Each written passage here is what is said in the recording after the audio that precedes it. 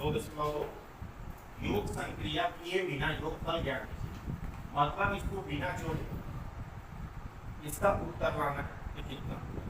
ठीक है, अगर हम इसको जोड़ते हैं ऐसा मान के चलते हैं तो पहले इसको जोड़ लेते हैं तो ये दोनों संख्याएं कितनी 10, ये दोनों संख्याएं कितनी 10 10 20 और ये पूरा आपने 25 है। लेकिन अगर हम इसे डायरेक्ट निकालना चाहें तो कैसे निकाल सकते हैं? आपको इनमें इन संख्याओं को गिन कर देखना है कि कितनी संख्या है। काउंट करके बताइए कितनी संख्या है। तो इसको लिखना है 5 और इसका पावर 2। इसका मतलब 5 गुणे 5 बराबर 25। आपने जोड़ कर देखा 25 आया था, अभी भी 25 आ रहा है। उसी तरीके से इसको भी हमें सॉल्व करना है लेकिन बिना जोड़े।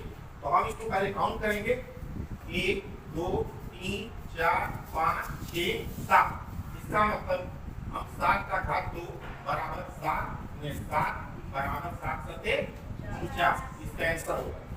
इन सभी संख्याओं को जोड़ने पर आपका 85। उसी तरीके से ये 1 2 3 4 5 6 7 8 9 10 11। इसका मतलब 11 और इसका पावर 2 इक्वल टू 11 गुणे 11 बराबर 120। ठीक है,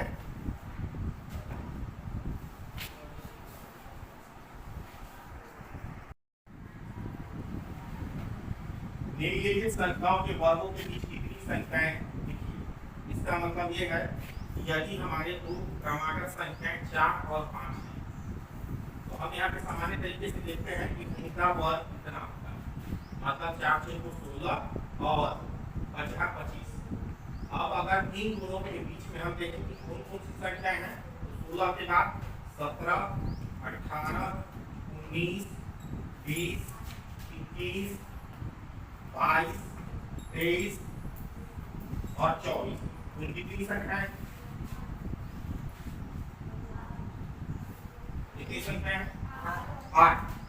तो अगर हम इसका डायरेक्ट उत्तर चाहते हैं तो 2n इक्वल टू 2 और n इज छोटी संख्या मीन्स 4 बराबर 8। इसका मतलब इन दोनों के बीच में इन दोनों के वर्गों के बीच में कुल 8 संख्या है। उसी तरीके से अगर हम ये जानना चाहते हैं बिना सॉल्व किए कि इन दोनों संख्याओं के वर्गों के बीच में कुल कितनी संख्याएं हैं तो उसके लिए हमें क्या करना चाहिए 43 का स्क्वायर माइनस और 44 का स्क्वायर के बीच कुल संख्याएं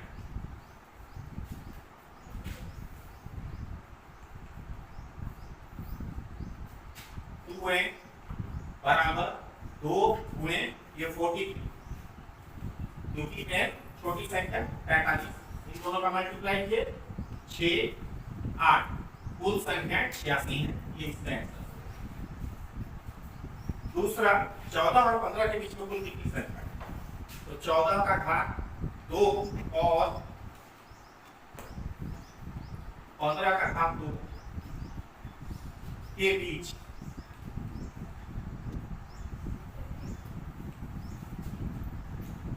कुल संख्याएं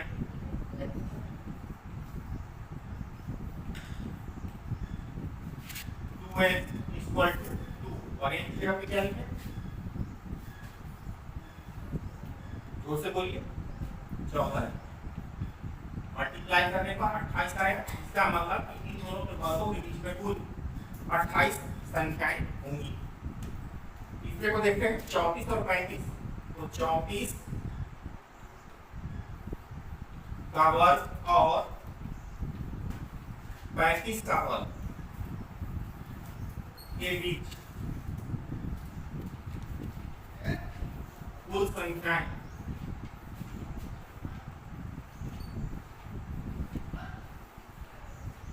2n बराबर 2 इंटू n की जगह क्या लिखें 34 दोनों को गुणा करने पर 8 6 68 68।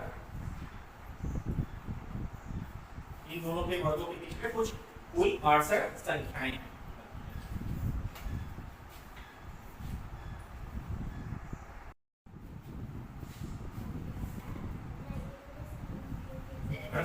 की निम्नलिखित संख्याओं को दो क्रमागत पूर्णांकों के योग के रूप में, मतलब इसके वर्ग को हमें इस तरीके से लिखना है।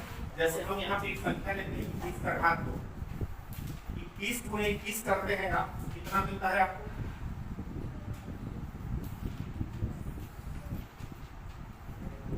441 मिलता है। सही है, आप मल्टीप्लाई करके भी देख सकते हैं। अब 41 को क्या करो, 441 से इसको 2 से डिवाइड करो तो क्या आएगा? 2 गुना 4, 2 गुना 4, 2 गुना 0, आपका 220.5 है। तो हम इनको दो क्रमागत पूर्णांकों के योग के रूप में, तो 220 हम पहली संख्या को लेते हैं और उसके बाद क्रम वाली संख्या 221 होगी। अब दोनों को जोड़ करके मुझे बताओ क्या 441 होगा? तो इस तरीके से हमें करना है। तो पहला ये 23 है, 23 का घात 2 बराबर आप मल्टीप्लाई 23 गुणे 23 किया 9 6 6 4 9 12 529, ये हमारा 529 है। अब क्या करो आप 529 को 2 से भाग करो, 2 गुना 4 1 2 4 12 8 9 2 चौको 8 1 2 25 10। तो हमारी पहली संख्या होगी 264 और दूसरी संख्या क्या होगी इसके बाद 265। इन दोनों नंबरों को जोड़कर देखो क्या इतना है, तो ये सही। वैसे ही 15 का घात 2 मतलब ये 15 है, इसको 2 से इसका पावर 2 करो, 15 गुणे 15 करो तो कितना आता है?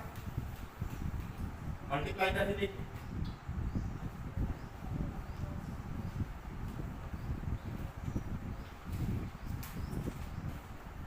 कितना आता है? 225 आता है। ठीक है, 225 को आप 2 से भाग करो, 2 एकम 2, 2 एकम 2,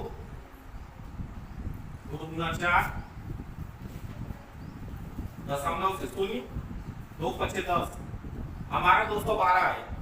तो हमारे जो दो क्रमागत पूर्णांक होंगे उसमें से एक 112 छोटा वाला होगा और दूसरा 113 होगा, और जब आप इन दोनों को जोड़ोगे तो आपका 225 आ जाएगा।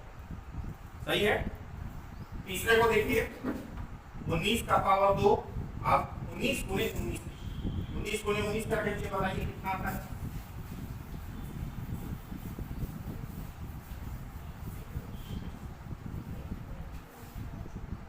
19 गुणे 19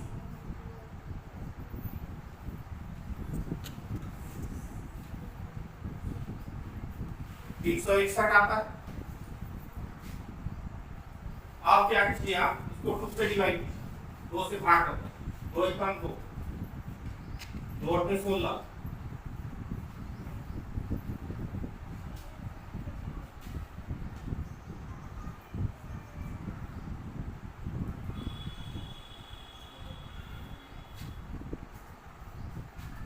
180 छोटी संख्या होगी और दूसरी संख्या क्या होगी इसके बाद वाली